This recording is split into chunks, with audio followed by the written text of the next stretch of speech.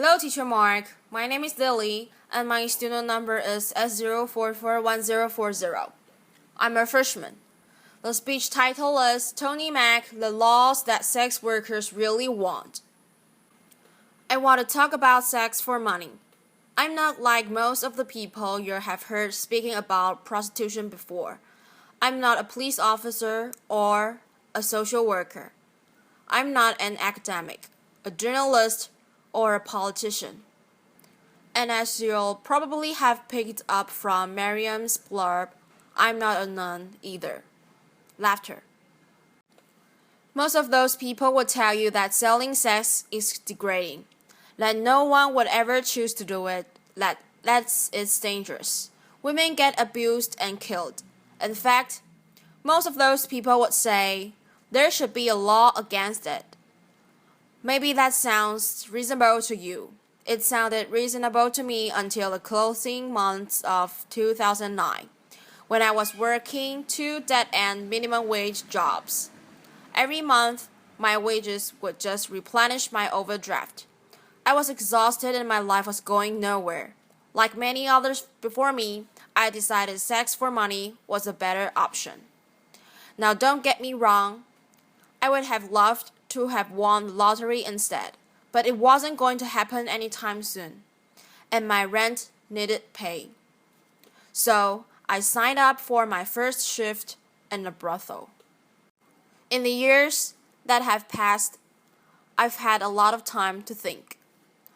I've reconsidered the ideas I once had about prostitution. I've given a lot of thought to consent and the nature of work under capitalism. I thought about gender inequality and the sexual and reproductive labor of women.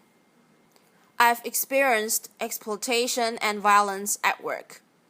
I thought about what's needed to protect other sex workers from these things. Maybe you've thought about them too. In this talk, I'll take you through the 4 main legal approaches applied to sex work throughout the world, and explain why they don't work. Why prohibiting the sex industry actually exacerbates every harm that sex workers are vulnerable to. Then I'm going to tell you about what we, as sex workers, actually want. The first approach is for criminalization. Half the world, including Russia, South Africa, and most of the US, regulates sex work by criminalizing everyone involved. So that's seller, buyer, and third parties. Lawmakers in these countries apparently hope that the fear of getting arrested will deter people from selling sex. But if you are forced to choose between obeying the law and feeding yourself or your family, you are going to do the work anyway and take the risk. Criminalization is a trap.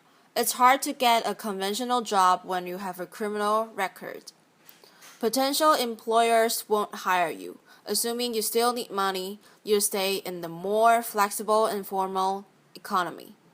The law enforces you to keep selling sex, which is the exact opposite of its intended effect. Being criminalized leaves you exposed to mistreatment by the state itself. In many places, you may be coerced into paying a bribe or even into having sex with a police officer to avoid arrest. Police and prison guards in Cambodia, for example, have been documented subjecting sex workers to what can only be described as torture, treats at gunpoint, beatings, electric shocks, rape, and denial of food. Another worrying thing, if you are selling sex in places like Kenya, South Africa, or New York, a police officer can arrest you if you are caught carrying condoms, because condoms can legally be used as evidence that you are selling sex. Obviously, this increases HIV risk. Imagine knowing if you are busted carrying condoms, it'll be used against you. It's a pretty strong incentive to leave them at home, right? Sex workers working in these places are forced to make a tough choice between risking arrest or having risky sex. What would you choose? Would you pack condoms to go to work? How about if you are worried the police officer will rape you when he got you in the vein? The second approach to regulating sex work seen in elite countries is partial criminalization, where the buying and selling of sex are legal, but surrounding activities, like brothel keeping or soliciting on the street, are banned. Laws like these, we have them in the UK and in France, essentially say to us sex workers, hey, we don't mind you selling sex, just make sure it's done behind closed doors and all alone. And brothel keeping, by the way, is defined as just two or more sex workers working together. Making that illegal means that many of us work alone, which obviously makes us vulnerable to violent offenders. But we are also vulnerable if we choose to break the law by working together. A couple of years ago, a friend of mine was nervous after she was attacked at work. So I said that she could see her clients from my place for a while. During that time, we had another guy turn nasty. I told the guy to leave or I'd call the police, and he looked at the two of us and said, "You girls can't call the cops. You're working together. This place is illegal." He was right. He eventually left without getting physically violent, but the knowledge that we were breaking the law empowered that man to threaten us. He felt confident he'd get away with it. The prohibition of street prostitution also causes more harm than it prevents. Firstly, to avoid getting arrested, street workers take risks to avoid detection. And that means working alone or in isolated locations like dark forests where they are vulnerable to attack. If you are caught selling sex outdoors, you pay a fine. How do you pay that fine without going back to the streets? It was the need for money that saw you in the streets in the first place. And so the fines stack up, and you are caught in a vicious cycle of selling sex to pay the fines you got for selling sex. Let me tell you about Mariana Popa, who worked in Redbridge, East London. The street workers on her patch would normally wait for clients in groups for safety in numbers and to warn each other about how to avoid dangerous guys. But during a police crackdown on sex workers and their clients, she was forced to work alone to avoid being arrested. She was stabbed to death in the early hours of October 29, 2013. She had been working later than usual to try to pay off a fine she had received for soliciting. So if criminalizing sex workers hurts them, why not just criminalize the people who buy sex? This is the aim of the third approach I want to talk about, the Swedish or Nordic model of sex work law. The idea behind this law is that selling sex is intrinsically harmful, and so you are in fact helping sex workers by removing the option. Despite growing support for what's often described as the end demand approach, there's no evidence that it works. There's just as much prostitution in Sweden as there was before. Why might that be? It's because people selling sex often don't have other options for income. If you need that money, the only effect that a drop in business is going to have is to force you to lower your prices or offer more risky sexual services. If you need to find more clients, you might seek the help of a manager. So you see, rather than putting a stop to what's often described as pimping, a law like this actually gives oxygen to potentially abusive third parties. To keep safe in my work, I try not to take bookings from someone who calls me from a withheld number. If it's a home or a hotel visit, I try to get a full name and details. If I worked under the Swedish model, a client would be too scared to give me that information. I might have no other choice but to accept a booking from a man who is untraceable if he later turns out to be violent. If you need their money, you need to protect your clients from the police. If you work outdoors, that means working alone or in isolated locations, just as if you were criminalized yourself. It might mean getting into cars quicker, less negotiating time means snap decisions. Is this guy dangerous or just nervous? Can you afford to take the risk? Can you afford not to? Something I'm often hearing is prostitution would be fine if we made it legal and regulated it. We call that approach legalization, and it's used by countries like the Netherlands, Germany, and Nevada in the US. But it's not a great model for human rights. And in state-controlled prostitution, commercial sex can only happen in certain legally designated areas or venues, and sex workers are made to comply with special restrictions like registration and forced health checks. Regulation sounds great on paper, but politicians deliberately make regulation around the sex industry expensive and difficult to comply with. It creates two-tier system, legal and illegal work. We sometimes call it backdoor criminalization. Rich, well-connected brothel owners can comply with the regulations, but more marginalized people find those hoops impossible to jump through. And even if it's possible in principle, getting a license or a proper venue takes time and costs money. It's not going to be an option for someone who's desperate and needs money tonight. They might be a refugee or fleeing domestic abuse. In this two-tiered system, the most vulnerable people are forced to work legally, so they are still exposed to all the dangers of criminalization I mentioned earlier. So, it's looking like all attempts to control or prevent sex work from happening makes things more dangerous for people selling sex. Fear of law enforcement makes them work alone in isolated locations and allows clients and even cops to get abusive to acknowledge they'll get away with it. Fines and criminal records force people to keep selling sex rather than enabling them to stop. Crackdowns on buyers drive sellers to take dangerous risks and even the arms of potentially abusive managers. These laws also reinforce stigma and hatred against sex workers.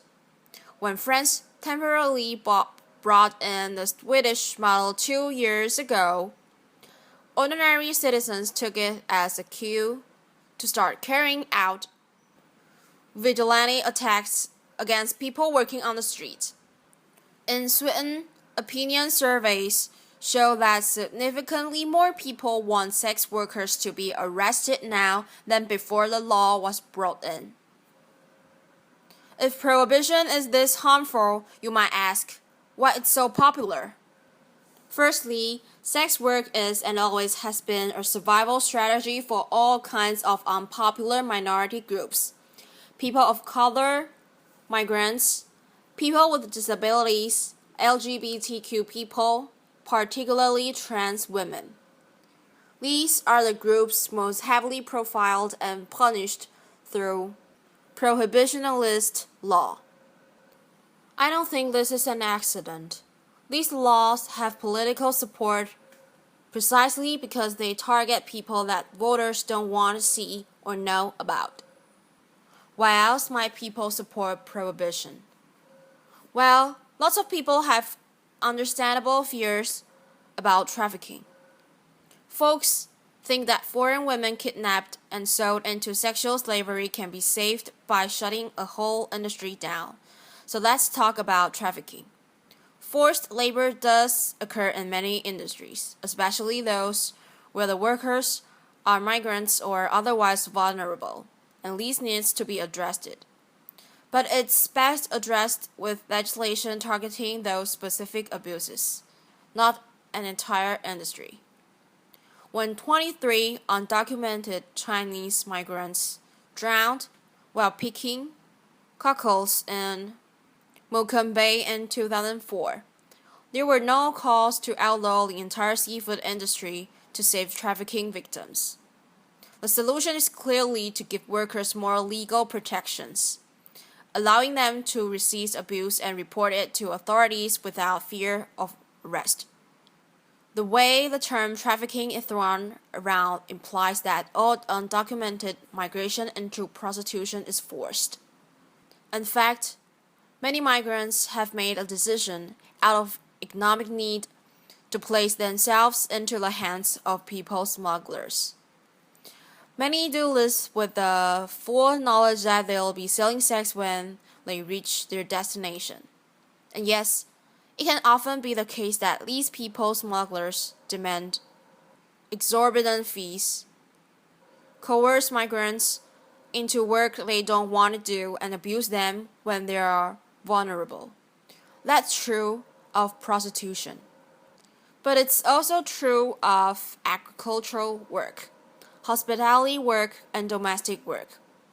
Ultimately, nobody wants to be forced to do any kind of work.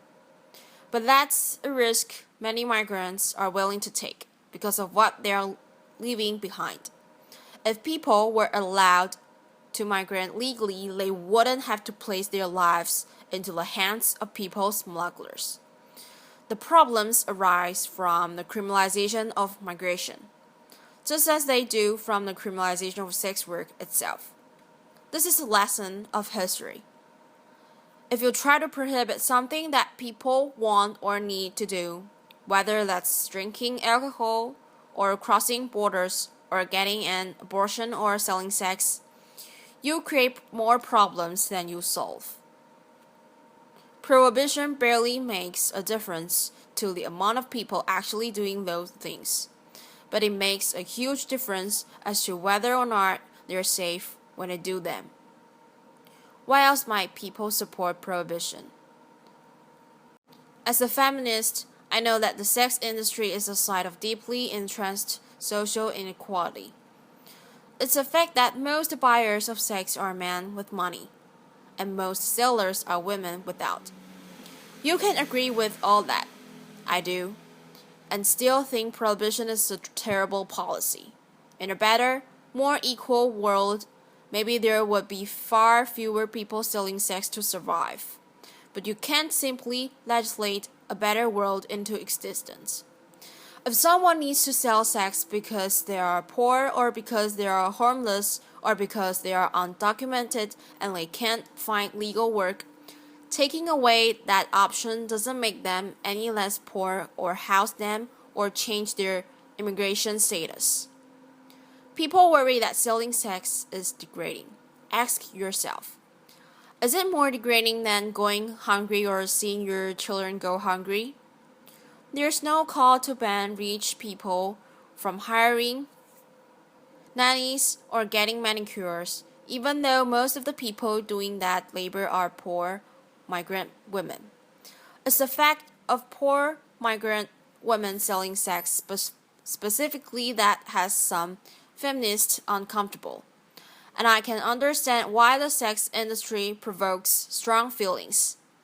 People have all kinds of complicated feelings when it comes to sex.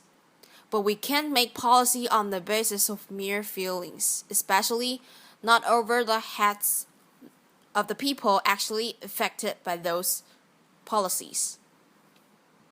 If we get fixated on the abolition of sex work, we end up worrying more about a particular manifestation of gender inequality rather than about the underlying causes. People get really hung up on the question, well, would you want your daughter doing it? That's the wrong question. Instead, imagine she's doing it. How safe is she at work tonight? Why isn't she safer? So we've looked at full criminalization, partial criminalization, the Swedish or Nordic model and legalization, and how they all cause harm. Something I never hear asked is, why do sex workers want? After all, we are the ones most affected by these laws. New Zealand decriminalized sex work in 2003. It's crucial to remember that decriminalization and legalization are not the same thing. Decriminalization means the removal of laws that punitively target the sex industry. Instead, treating sex work much like any other kind of work. In New Zealand, people can work together for safety. and employers of sex workers are accountable to the state. A sex worker can refuse to see a client at any time, for any reason, and 96% of street workers report that they feel the law protects their rights. New Zealand hasn't actually seen an increase in the amount of people doing sex work, but decriminalizing it has made it a lot safer. But the lesson from New Zealand isn't just that its particular legislation is good, but it's crucially it was written in collaboration with sex workers, namely the New Zealand Prostitutes Collective.